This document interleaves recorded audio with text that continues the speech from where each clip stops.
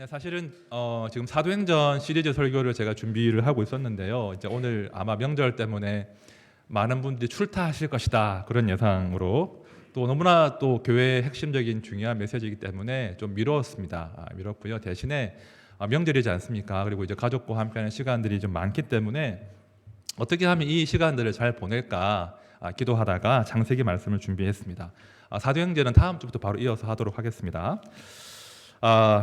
이제 명절을 저희가 보내고 있는데 명절하면 제가 이제 옛날 이야기가 좀 많이 옛날 기억들이 많이 떠오르는데요. 제가 말투를 보면 서울 사람 같잖아요. 아닙니다. 서울 사람이 아니에요. 놀랍죠? 서울 사람이 아니고 이제 저기 시골 경상도 시골 출신인데 제 외갓집이 시골 진주에 있습니다. 진주 한옥집이 이제 이렇게 작게 있었는데 이제 명절이 되면 식구들이 많이 모입니다. 방이 이제 작은 방 2개 포함하고 총 4개인 그런 한옥집이었는데 한 20명이 모여요. 그러면 이제 명절 내내 뭐 이틀 3일씩 이제 같이 이제 자고 먹고 이제 그렇게 하는 거죠. 그 명절에 얽힌 좋은 추억들이 제가 참 많은데 2가지만 제가 나눌게요. 하나는 그 외갓집에 이제 부엌이 이제 그 옛날식 부엌이에요. 부엌 옆에 이제 부엌방에 딸려 있고 부엌방 한 켠에 이제 올라가면 다락이 있거든요. 다락방이 있는데 그런 집 아시죠? 다락방이 있는데 그 다락에 올라가면 맛있는 게 많습니다. 맛있는 게 이제 뭐 전을 미리 부쳐서 이제 광주리에 담아두기도 하고 또 강정 뭐라 그러죠? 강정 같은 거 막 여러 종류로 해서 이제 포대에 담아두기도 하고 이제 과일도 많고 그러면 이제 사촌들이 이제 몰래 올라가는 거예요. 몰래 올라가서 이제 다락방 문 걸어 잠그고 먹는 겁니다. 이게 예, 몰래 먹으면 맛있잖아요. 예, 막 맛있게 먹고 이제 혼나고 했던 그런 기억이 나고요. 또 하나 기억은 명절 때 어른들이 이제 카드놀이를 하시는 겁니다. 이제 동양 카드놀이. 저희 외갓집 예수 믿는 집안이거든요. 근데 카드놀이를 하시는 겁니다. 다 하시지 않습니까? 갑자기 난감해지네요. 저희 집안이 4대째, 5대째인데 아무튼 카드놀이를 이렇게 하세요. 삼촌들이나 이모들이 이제 카드놀이를 막 하시는데 제가 참 기억에 남는 것이 이제 카드놀이를 이제 화투를 치다가 막내 삼촌이 5,000원을 잃은 거예요. 5,000원을 이제 잃었는데 삼촌이 화가 나가지고 10,000원짜리를 꺼내더니 그걸 찢어버리는 거예요. 반으로 찢어가지고 5,000원이라고 던지는 그런 기억이 나요. 예. 나중에 붙였는데 아무튼 명절하면 저희가 이제 많은 기억들, 추억들 이제 쌓을 수 있는 그런 시간인데요. 지금 우리가 그런 명절 가족과 함께하는 시간들을 보내고 있습니다. 이 명절이 참 우리 자녀들에게도 우리 어른들에게도 참 때로는 힘들기도 해요. 막 부대끼고 이제 불편하기도 하고 오가는 길이 멀고 힘들기도 하지만 동시에 우리 모두에게 특히 우리 자녀들에게 좋은 기억과 추억을 이렇게 물려줄 수 있는 그런 소중한 시간이기도 합니다. 그래서 우리 부모님들이 이런 가족과 함께하는 이런 시간에 내가 어떤 좋은 추억과 기억들을 물려줄 것인가에 대한 고민들을 해주셔야 돼요. 동시에 무엇보다 우리 신자들은 이렇게 좋은 기회에 내가 우리 아들과 딸과 또 손주들과 조카들과 만나서 많은 대화를 나눌 수 있는 이때에 우리 하나님에 대한 그죠? 내가 만난 그 하나님의 이야기를 어떻게 잘 전달할 것인가 그런 고민들을 해주셔야 돼요. 평소에는 할 기회가 많이 없거든요. 근데 이럴 때 내가 어떻게 하나님과 살아왔는지 어떻게 동행했는지 그 이야기를 전해줄 수 있다면 정말 그 스토리와 그 기억들은 우리 아이들에게 또 다음 세대에게 큰 유산이 된다는 겁니다.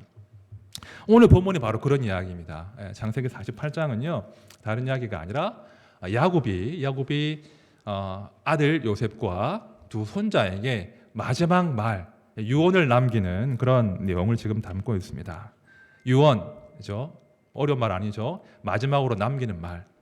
우리 아들 딸이 이것만은 꼭 간직하고 살기를 원한다 하는 그 묵직한 말이 바로 유언이에요. 그래서 이 유언은요 우리 아이들의 또 자녀들의 그 자손들의 마음 가운데 아주 깊이 뿌리를 박습니다. 그래서 때로는 이 유언이 이 마지막 말이 우리 자손들의 우리 아들 딸들의 그 삶의 나침반이 되고 이정표가 된다는 것입니다.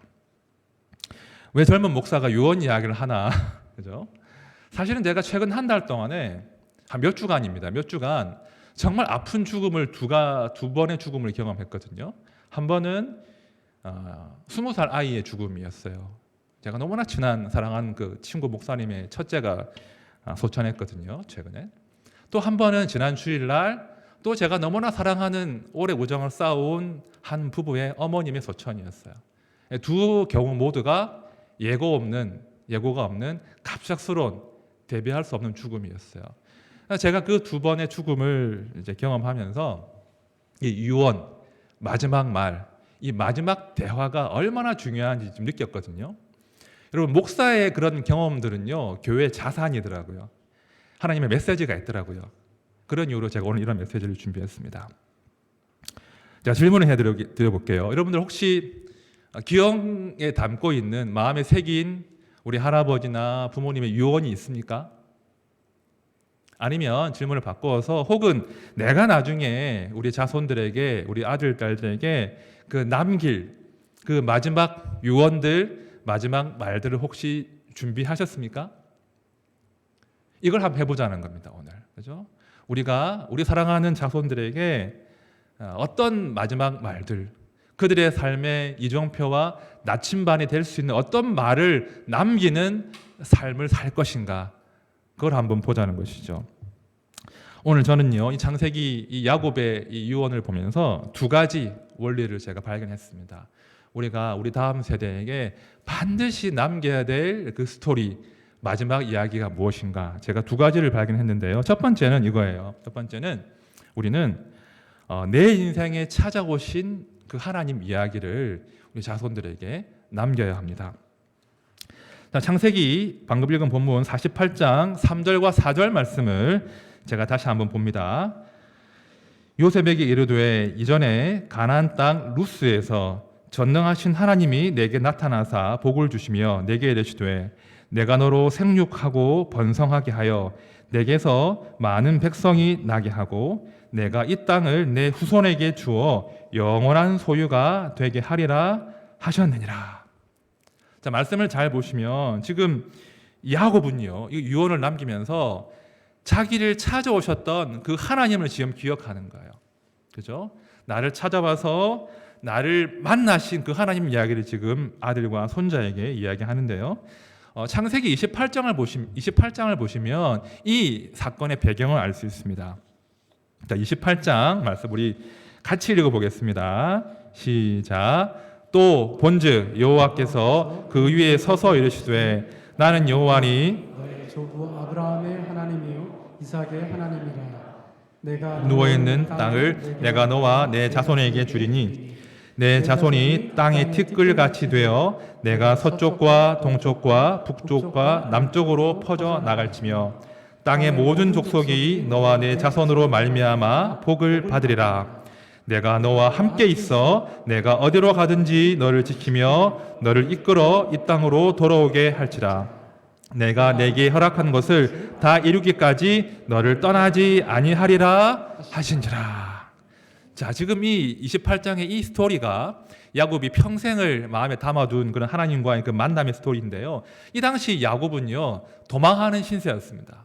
그죠? 형 에서를 피해서 도망하는 그런 상황이었는데, 우리가 그 야곱하면 그 에서와의 악연을 알지 않습니까? 그죠? 쌍둥이였는데 이 둘째가 야곱인데, 이 야곱은 태어날 때부터 그 에서의 자리, 이 장자 자리를 노린 거예요. 틈만 나면 자기가 형을 밀어내고 장자가 되려고 했습니다. 대표적으로 팥죽 사건 아시지 않습니까? 형이 배가 고픈데 그 배고픈 형에게 팥죽 한 그릇을 내밀고는 형 에서야 너의 장자의 명분을 내게 팔아라 라고 한 사람이 바로 야곱이에요. 그러다가는 나중에는 엄마와 함께 꾀를 내어서는 형처럼 분장을 하고서는 형 에서가 받아야 할 그 축복 기도를 가로채는 사람이 바로 야곱이에요. 못된 사람이에요. 그런데 그게 이제 형에게 발각이 된 거죠. 발각이 돼서 형이 노해서 이 동생을 죽이려고 하니까 아버지와 어머니가 이 야곱을 삼촌 집으로 보낸 그런 배경을 지닌 그런 맥락입니다. 야곱이 이제 도망을 가는 거예요. 준비 안 된 도망이니까 대충 간 거죠. 그러다가 이제 노숙을 하게 됩니다. 노숙을 하는데 자리를 적당하게 이제 찾아서 돌을 구해서 베개로 삼고 노숙을 했다고 합니다. 여러분 노숙해 보셨습니까? 저는 감히 상상이 안 돼요. 이 그 팔레스타인 지역 그 밤이 되게 추운데요. 그 황량한 광야에서 사방에 뚫린 그곳에서 돌을 베고 누워 있습니다. 야곱이 잠을 잤겠습니까? 못 자죠. 무섭고 춥고 외로워서 아마 뜬 눈으로 밤을 새운 그런 상황이었을 텐데, 그런 심란하고 외롭고 두려운 상황 가운데 우리 하나님이 야곱을 찾아오신 거예요. 그리고 말씀하시는 거예요. 아까 읽은 15절을 다시 보십시오. 제가 봅니다. 내가 너와 함께 있어. 네가 어디로 가든지 너를 지키며 너를 이끌어 이 땅으로 돌아오게 할지라. 내가 내게 허락한 것을 다 이루기까지 너를 떠나지 아니하리라 하신지라. 이 말씀이 야곱의 그 마음에 콱 박힌 거예요. 그리고 이 말씀이 야곱의 평생을 지탱하게 했던 하나님과의 만남이고 말씀이었던 거예요. 그런데 지금 인생을 정리하면서 이 하나님과의 첫 만남을 아들과 손자한테 들려주는 거예요. 그때 하나님이 찾아오셨고 그 하나님이 나의 인생의 길잡이가 되어주셔서 나의 보호자가 되어주셔서 내가 지금껏 버티고 살아왔다. 이 이야기를 자손들에게 지금 전하는 거예요. 그렇죠? 야곱이 알았습니다. 내가 이 이야기를 반드시 우리 아들과 손자에게 전해야 된다. 나를 찾아오신 하나님의 그 스토리를 내가 증거하는 것이 아비로서의 나의 사명이다. 그걸 지금 야곱이 안 것이죠. 여러분, 우리 부모님들은요, 우리 믿음의 선배 세대들은요, 반드시 이런 의무를 가지는 거예요. 나를 찾아오신 하나님, 나를 붙드신 그 하나님, 내가 만난 그 하나님을 다음 세대에게 그 스토리를 전할 사명을 우리 모두가 가졌다는 것입니다. 제가 이제 그 짧게 유학 생활을 할 때 교육학을 공부를 했는데요. 제가 교회 교육을 공부를 했는데요. 그때 제가 굉장히 인상 깊게 이제 접한 하나의 개념이 있습니다. 이게 뭐냐면 페이스톡 이런 개념인데요. 영어로 제가 페이스톡, 신앙 토크 이런 거예요. 신앙 토크. 이게 뭐냐면 우리가 뭐 예배를 드릴 수도 있고 가정 예배를 드릴 수도 있는데 그런 것 말고 그냥 일상 가운데서 밥을 먹고 함께 길을 걷고 함께 쇼핑을 하고 그냥 오가는 일상 가운데서 신앙적인 대화를 자연스럽게 나누는 것, 이것이 얼마나 중요한가를 아주 강조하더라고요, 미국 교회에서. 그래서 아주 의도적으로 그런 기회들을 만들고 우리 아이들에게 자연스럽게 신앙 이야기를 할 수 있는 그런 기회들을 만들어라. 이것이 페이스톡에 담겨 있는 그런 개념이에요. 사실 우리가 우리 아이들에게 말을 적게 하진 않습니다. 그죠? 밥 먹어라. 스마트폰 좀 그만해라. 공부 좀 해라. 좀 빨리 일어나라. 방 좀 치워라. 이게 뭐냐. 쓰레기 좀 갖다 버려라. 분리수거해야지. 뭐 이런 이야기를 제가 주로 많이 하는 이야기인데요. 이런 이야기들은 우리가 많이 하는데 우리의 신앙의 스토리를 전하는 그런 기회들은 전혀 갖지 않는다는 거예요. 가족끼리 왜 이러세요? 이런 분위기라는 거예요. 여러분, 이것이 지금 우리 한국 교회가 공통적으로 처하고 있는 좀 문제입니다. 일상 가운데 신앙적인 대화를 나누지 않는다는 거. 어리면 어리다고 이야기하지 않고요. 장성하면 공부한다고 또 내버려 두고요. 훌쩍 커버리면 다 컸으니까 알아서 해야지 하고 그냥 기회를 놓쳐버린다는 거. 그러면서 우리의 신앙 스토리를 전할 기회들을 점점 상실하는 것이죠. 여러분, 우리는요, 우리 아이들에게 하나님 이야기를 전해야 됩니다. 말씀을 들어보십시오. 너는 말씀을 전파하라. 때를 얻든지 못 얻든지 항상 힘쓰라. 이게 목회서신에서 이제 바울 사도님이 하신 말씀인데요. 이 말씀은 누구보다 우리 가정에서 우리 아들, 딸들에게, 우리 교회에서 우리 제자들에게 적용되어야 될 말씀이라는 거예요. 다른 누구보다 우리 아들, 딸들에게, 믿음의 다음 세대에게 말씀, 하나님의 구원의 스토리를 증거하는 것이 우리의 사명이라는 것입니다. 제가 이제 이런 페이스톡을 접하고 제가 아주 의도적으로 진지한 시간을 가지려고 애를 써요. 아주 의도적인 게 필요합니다. 그래서 제가 이제 일부러 시간을 내거든요. 오늘 아빠랑 산책할까? 하고 이제 데리고 나가서 이제 걸어요. 그러면 이제 제가 이런저런 이야기를 듣기도 하고 이제 말을 해주기도 하는데 뭐 제가 할 이야기가 뭐가 있겠습니까? 뭐 하나님 이야기하고 제가 살아온 이야기 하는데 제가 살아온 이야기를 하면 되게 부담스러워해요. 제가 살아온 이야기, 특히 이제 제가 공부한 이야기를 좀 들려주면 아이들이 굉장히 부담스러워합니다. 아빠는 학원을 다닌 적이 한 번도 없어. 뭐 이런 이야기 있잖아요. 아빠는 문제집을 풀지 않았어. 이런 이야기. 그냥 교과서 중심으로 열심히 하면 돼. 경멸할 수준으로 애들 싫어합니다. 그리고 애들아, 책상에 오래 앉아있다고 공부 잘하는 거 아니야. 뇌를 써야지. 뇌를 집중해야 돼. 메타인지 몰라? 그러면서 이제 뭐 너의 뇌를 활성화시켜야 돼. 이런 말들을 하면 굉장히 싫어합니다. 아빠 무슨 말 하는 거야? 아빠 때와 지금은 달라. 정말 다르잖아요. 그런 이야기를 합니다. 그렇게 싫어해요. 그런데 제가 가끔씩 제가 만난 하나님 이야기를 할 때가 있거든요. 제가 어린 시절에 또 제가 공부할 때 제가 하나님 만난 이야기를 하면 아이들이 들어요. 아이들이 궁금해해요. 여러분 아십니까? 우리 아이들은요, 우리가 예상하는 것 이상으로 영적인 일에 굉장히 관심이 많습니다. 우리가 진지한 시간을 갖지 않고 말을 하지 않아서 그렇지 우리 아이들은 굉장히 질문이 많아요. 우리 엄마 아빠가 만난 하나님은 어떤 분이실까? 성경에 그 이야기를 읽었는데 이해가 안 되는데 그게 무슨 뜻일까? 엄마 아빠는 어떻게 이해하고 있을까? 굉장히 질문이 많습니다. 그런데 우리가 그런 기회를 갖지 않는다는 거예요. 어제 제가 우리 아들과 그런 시간을 제가 의도적으로 가졌습니다. 아들과 이제 설교 준비 실습을 해보는 거죠. 아들에게 이제 아들아 교회 가기 힘들지 주일날 아침에 슬쩍 떠봤어요. 아들의 답이 무엇이었겠습니까? 아니요라고 말하면 저를 신뢰하지 않는 거예요. 근데 답이 감사하게도 그러는 거예요. 저를 신뢰한다는 거죠. 힘들어 어떨 땐 그러는 거예요. 근데 고마웠어요. 제가 이제 아빠도 힘들 때가 있어 목사지만 교회 가기 싫을 때가 있어 하고 이제 대화를 나눴는데 그 대화를 트기 시작하면 질문을 하기 시작해요. 아빠 내가 요한계시록을 이야기 들었는데 휴거가 뭐야? 이런 질문을 바로 하는 거예요. 여러분 우리 아이들은요 의외로 영적인 것에 관심이 많습니다. 우리 아이들은요 스토리를 듣고 싶어해요. 문제는 부모님들이 그런 기회를 잡지 않는다는 겁니다. 교회는요 부지런히 우리 아이들에게 신앙의 스토리들을 내가 만난 하나님 이야기를 들려주는 공동체가 되어야 된다는 거예요. 만약 그렇게 하지 않고 만약에 교회가 라떼는 말이야 아시죠? 라떼는 말이야 이런 이야기를 하다 보면 아이들은 귀를 닫습니다.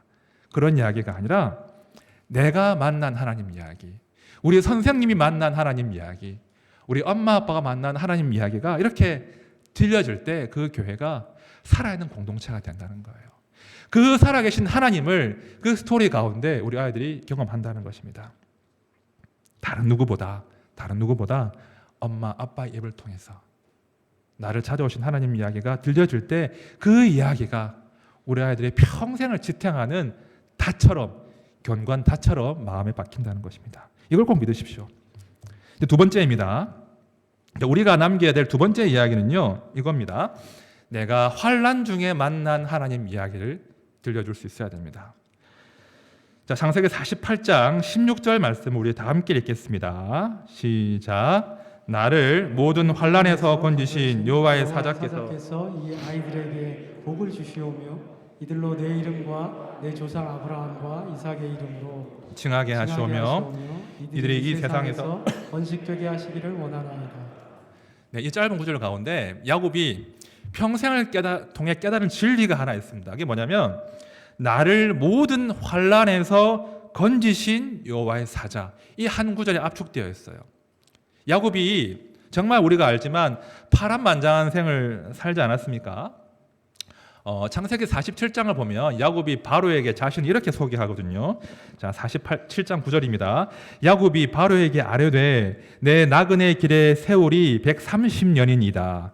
내 나이가 얼마 못 되니 우리 조상의 나그네 길의 연주에 미치지 못하나 그 다음이 핵심이죠. 험악한 세월을 보내었나이다 하고 지금 야곱이 자기 인생을 처음 만난 바로에게 설명하면서 내가 험악한 세월을 살았습니다 라고 지금 이야기해요.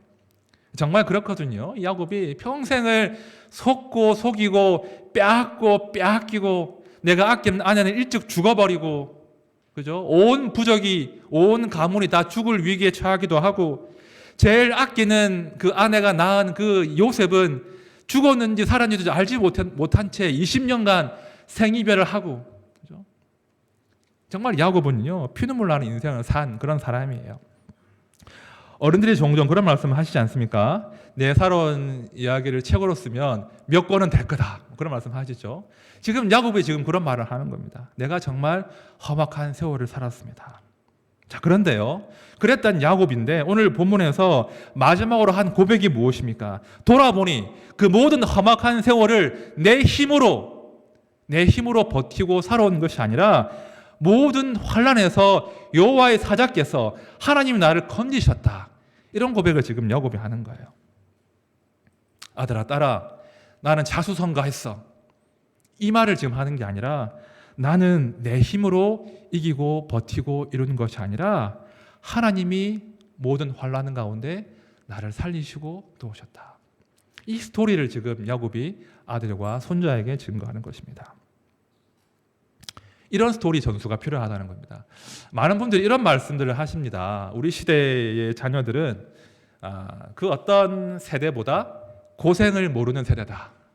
지금 이 자리에 젊은 분들이 좀 계신데요. 좀 열받지 않으십니까? 우리 자녀들은 그 어떤 세대보다 고생을 모르고 자란 세대이다. 그런 말씀들을 하십니다. 한편 맞습니다. 그죠? 한편으로는 동의할 수 있어요. 하지만 다른 한편으로는요, 지금 우리 자녀 세대들은, 우리 젊은이들은 그 어떤 세대도 경험하지 못했던, 우리가 감당할 수 없는 그런 전 지구적인 변화 앞에 놓인 아주 위태로운 세대라는 걸 이해하셔야 돼요. 최근에 우리가 피부로 느끼지 않습니까? 이 기후 변화, 이 환경의 변화 때문에 이 기후 변화가 몰고 온 이상 기온들, 그죠? 폭우들, 홍수들, 그 수많은 스토리가 우리가 들려지고 있는데요. 많은 이제 환경학자들이 이런 말을 하죠. 들어보셨을 거예요. 지금 티핑 포인트에 근접했다. 그죠? 우리가 그동안 그런 작은 재난들, 작은 변화들이 이렇게 쌓여서 이제는 조금만 더 한 발짝만 더 나가면 더 이상 우리의 환경이, 우리 지구가 그 감당할 수 없는, 인류가 감당할 수 없는 변화에 직면할 것이다. 이런 말들을 지금 많은 기후학자들이 하고 있습니다. 그래서 이제 지금 우리 지구의 시계가 23시 59분 50초다. 이런 말씀도 하잖아요. 그만큼 우리가 마주한 현실은 우리가 예상할 수 없는 변화 앞에 놓여 있다는 거예요. 티핑 포인트. 더 이상 회복할 수 없는, 더 이상 누려왔던 것들을 누릴 수 없는 시대가 곧 다가올 수 있다는 것입니다. 요즘 뉴스를 보시면요, 이런 말들이 많이 나와요. 뭐냐면 잔치는 끝났다. 그런 식의 말들을 굉장히 많이 합니다. 잔치는 끝났다. 우리가 누려왔던 그 모든 번영과 자유와 풍요로움들이 어쩌면 이제는 그 시대가 끝날 수가 있고 다른 시대가 도래할 것이다. 대비해야 된다. 그런 말들을 지금 많이 한다는 거예요. 자, 이런 시대 가운데 우리의 다음 세대와 우리 청년들이 처해 있다는 것입니다. 그들에게 필요한 것이 무엇입니까? 아니야, 괜찮아. 그런 말들에 너희들의 마음이 휘둘리면 안 돼. 긍정 마인드로 열심히 살면 잘 될 거야. 이렇게 하면 되는 것입니까? 맞습니다. 우리 아이들에게 내일의 희망을 심어줘야 돼요. 포기하지 않도록, 지나친 비가 눈에 빠지지 않도록 도와주어야 됩니다. 내일 지구가 멸망할지라도 오늘 한 그루의 사과나무를 심자 희망을 우리 부모 세대가, 어른 세대가 보여줘야 돼요. 하지만 동시에 그들을 준비시켜야 됩니다. 그죠? 언제 닥칠지 모르는 그 거대한 변화 가운데, 그 환란 가운데 우리 아이들이 중심을 잡고 버텨낼 수 있도록, 새롭게 그 길을 개척할 수 있도록 대비를 해줘야 된다는 거예요. 우리 자녀들에게, 우리 청년들에게 모든 환란에서 나를 건지신 그 하나님을 증거해야 된다는 것입니다. 자, 시편 말씀 우리 다 함께 읽어보겠습니다. 시편 말씀 시작. 하나님은 우리의 피난처시요 힘이시니 환난 중에 만날 큰 도움이시라. 그러므로 땅이 변하든지 산이 흔들려 바다 가운데 빠지든지 바닷물이 솟아나고 뛰놀든지 그것이 넘침으로 산이 흔들릴지라도 우리는 두려워하지 아니하리로다. 아멘. 지금 이 시편의 이 메시지가 우리 아이들에게 정말 살아있는 메시지를 증거되어야 된다는 거예요. 그래서 나 때는 말이야, 내가 어릴 때는 말이야, 이런 이야기가 아니라 그런 성공담이 아니라 그런 내 힘으로 내 스스로 위기를 돌파한 그런 이야기가 아니라 살아계신 하나님께서 환난 날에 나의 도움이 되셨다. 이 메시지가 우리 아이들에게 지속적으로 전파되어야 된다는 거예요. 나는 실패했지만, 나는 때로 하나님의 손을 놓았지만 우리 하나님은 내 손을 절대 놓지 않으시더라. 네가 살다 보면 실패할 수도 있고 때로 하나님의 손을 놓을 수 있겠지만 절대로 하나님은 너를 잊지 않으시고 내 손을 놓지 않으신다. 이런 메시지가 우리 아이들에게 증거가 되어야 된다는 겁니다. 자, 우리가 정말 그런 메시지를 지금 갖고 있습니까? 정말 우리가 우리 아이들에게 전할 나를 환난에서 도우신 그 하나님 스토리를 지금 우리가 가지고 있습니까? 가지지 못했다면 지금이 오히려 기회일 수 있습니다. 지금 참 사는 게 만만치 않지 않습니까? 어쩌면 우리 모두가 더 고생스러운 날들을 보내야 될 수도 있습니다. 하지만 이것이 오히려 우리가 우리 아들, 딸들에게 전해줄 수 있는 스토리를 쌓아가는 기회일 수 있다는 거예요. 그걸 기억하십시오. 혹시 우리 인생 가운데 고난이 찾아온다면, 혹시 지금 우리 가정 가운데 예상치 못한 아픔이 찾아온다면 절대 그 고난과 아픔을 낭비하지 마십시오. 그 고난을, 그 아픔을 하나님과 함께 만드는 스토리로 다듬어 가십시오. 그래서 그 위대한 스토리와 하나님과 함께한 그 추억들을 우리 아들, 딸들에게 나눠주시면 된다는 거예요. 그것이 우리가 전할 수 있는 가장 값진 유산인 것입니다. 제가 지난 설교 초반에 한 달 사이에 2번의 장례식을 치른 말씀드렸죠. 하나는 이제 20살 된 제 친구의 딸의 죽음입니다. 이 친구가 미국에 있는데요. 이제 막 대학에 갔습니다. 대학 가서 이제 캠퍼스 생활을 즐기다가 막 누리다가 코로나에 걸렸어요. 코로나에 걸려서 뭐 누구나 겪을 수 있는 그런 고난이지 않습니까? 잘 회복할 줄 알았는데 열이 떨어지지 않은 거예요. 고열로 시달린다는 말을 듣고 위중하다는 말을 듣고 친구가 비행기에 올랐는데 비행기 타고 가는 길에 아이가 소천했습니다. 한 3주 전의 이야기입니다. 저 또한 그 아이를 알고요. 제가 태어날 때부터 봐온 아이거든요. 너무나 소중한 아이인데 첫째인데 제 친구의 카톡 프로필에 그 딸과 찍은 사진이 있거든요. 항상 그 사진이 있었는데 그 딸아이가 죽었어요. 얼마나 제가 한동안 마음이 허망했는지 모릅니다. 지난 주일에는요, 또 제가 20년간 우정을 쌓아온 부부가 있는데 그 자매님의 어머님이 돌아가셨어요. 70대 후반쯤 되셨는데 건강하셨는데 자녀들과 밥 잘 먹고 이제 집으로 이제 늘 가던 길로 가시는 길에 쓰러지셨어요. 옆에 있던 어린 친구들이 바로 신고를 했거든요. 바로 신고를 했지만 어머님이 이송 중에 소천을 하셨습니다. 제가 지난 주일날 밤에 서울의 장례식장에 갔는데 너무나 황망한 죽음이잖아요. 그죠? 믿는 사람이긴 하지만 믿는 장례식이지만 마지막 말을 나눌 사이도 없이 이렇게 황망하게 떠나신 거죠. 그 자매가 그래요. 너무 안타깝다는 거예요. 어머니와 마지막 말을 나누지 못한 게 너무 안타깝다. 그러면서 이제 서로 앉아가지고 이제 저 또한 그런 경험이 있으니까 갑자기 찾아온 이별의 아픔도 서로 이야기하고 정말 삶과 죽음이 멀지 않구나 그런 대화들을 많이 나누었습니다. 여러분, 제가 이 말을 제가 왜 꺼내겠습니까? 알 수 없다는 거예요. 별 한간에 죽음과 이별은 찾아온다는 거예요. 별 한간에 우리 자녀들이 먼저 앞설 수도 있고요. 부모님이 떠나실 수도 있습니다. 우리는 준비해야 됩니다. 우리 부모님들은 우리 자녀에게 전할 말씀들을 준비하셔야 되고요. 우리 자녀들은 부지런히 어머니에게, 아버지에게, 할아버지에게 물어보셔야 돼요. 할머니에게 물어보셔야 돼요. 할머니가 만난 하나님이 어떤 분이시냐고 물어봐야 됩니다. 그런 대화가 오가는 것이 정상적인 예수 믿는 가정의 모습이라는 거예요. 그 대화들, 그 마지막 말들이 우리 아이들에게 또 평생을 살아갈 수 있는 그런 나침반이 된다는 것입니다. 저는 사실은 이제 그런 면에서 볼 때 마지막 유언을 듣지 못했거든요. 어머님이 워낙 갑자기 돌아가셨기 때문에 유언을 듣지 못했는데, 하지만 참 감사한 것은 그 어머님의 그 마지막 유언 이상으로 제 가슴에 박힌 그 어머님의 이야기가 있습니다. 어머님께서 이제 사실 신앙이 좋은 분은 아니셨어요. 아들 먹여 살린다고 뭐 주일 성수 겨우 하시는 분이셨고, 예배 다녀오시면 철문 내려놓고 일을 하셨거든요. 양장점에서.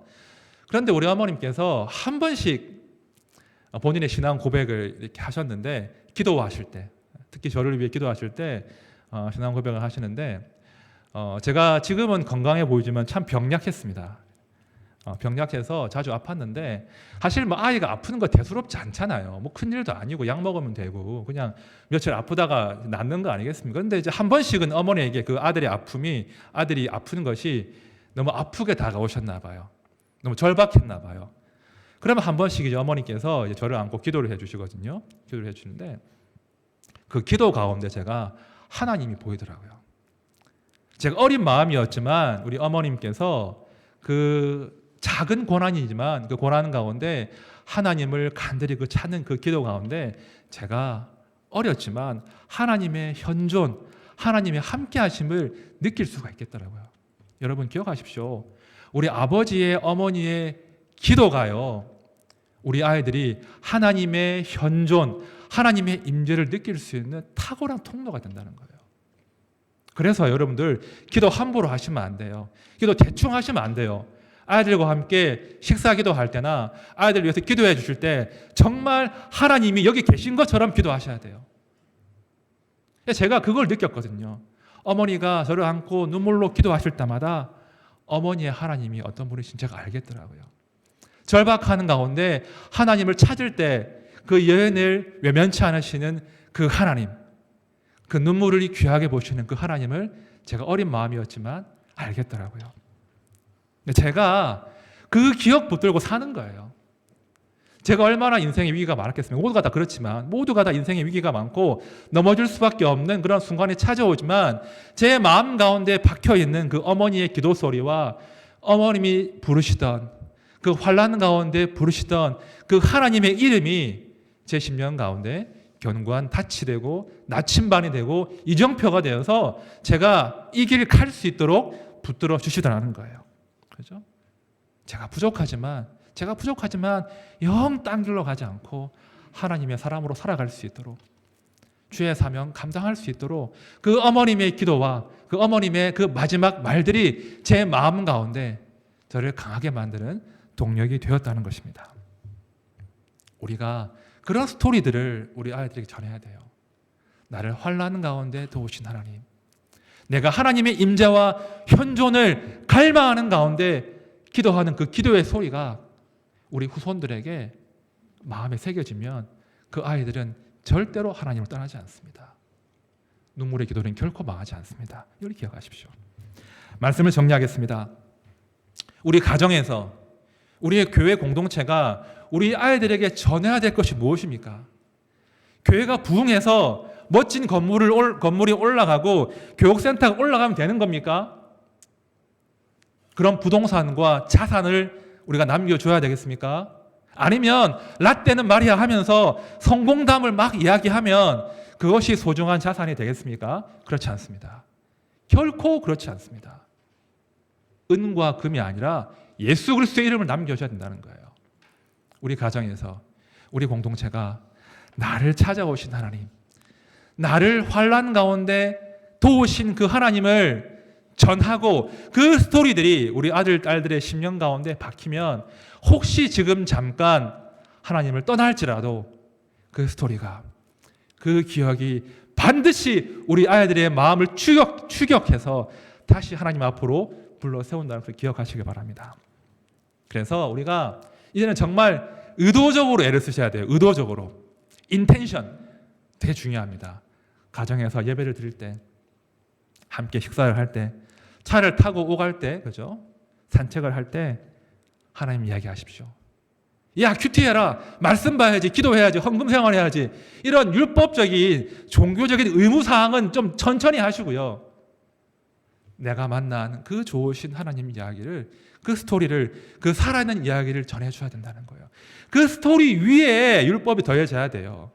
그 스토리가 심겨져야 그 위에서 하나님의 법이 견고하게 그 마음에 새겨질 수 있습니다. 우리 모든 하나됨의 성도님들께서 이 좋으신 하나님을 풍성하게 경험하고 이 좋으신 하나님을 우리 제자들에게 아들, 딸들에게, 손주에게 자랑스럽게 증가하는 복된 성도님들 되시기를 진심으로 축원드립니다. 네, 함께 찬양하겠습니다. 네, 믿음과 삶이라는 찬양인데요. 전에 한번 불렀던 찬양입니다.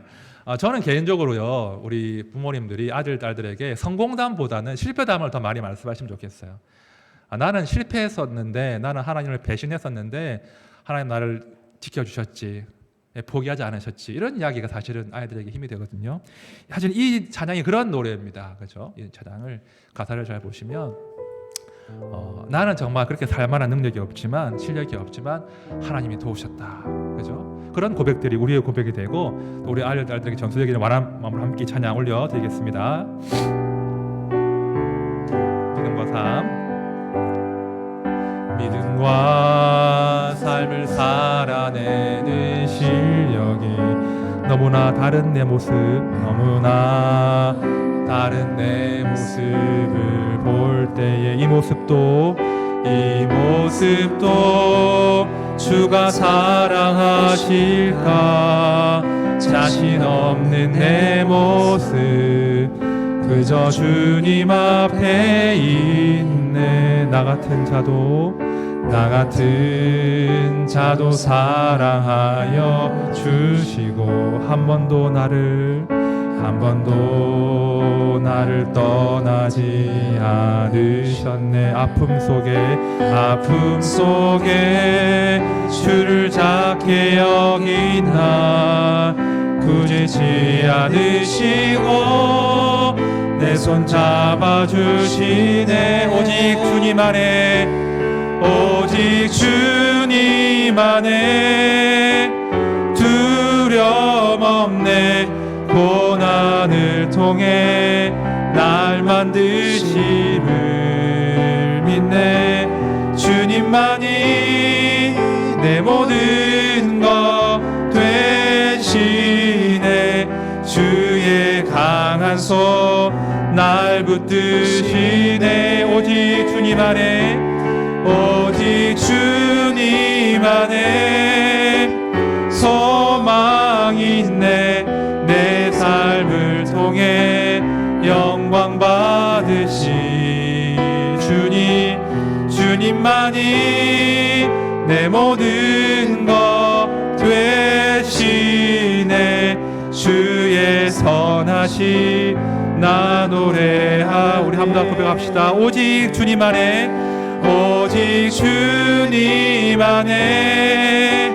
두려움 없네. 고난을 통해 날 만드심을 믿네.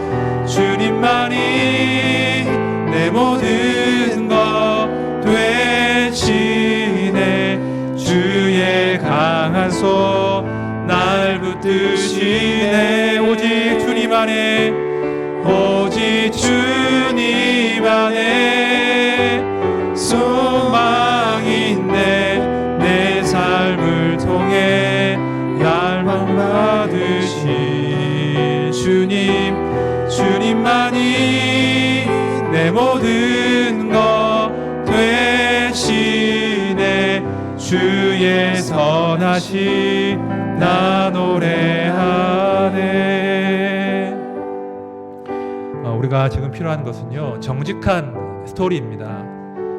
우리가 주님과 함께 걸어왔던, 성공보다는 실패에 가까웠던 그 수많은 스토리, 그럼에도 불구하고 내 손을 놓지 않으셨던 그 스토리들이 우리 가정에서, 우리 주일학교에서, 우리 교회 가운데 많이 증거될 때 그 스토리가 우리 아이들을 살릴 것입니다.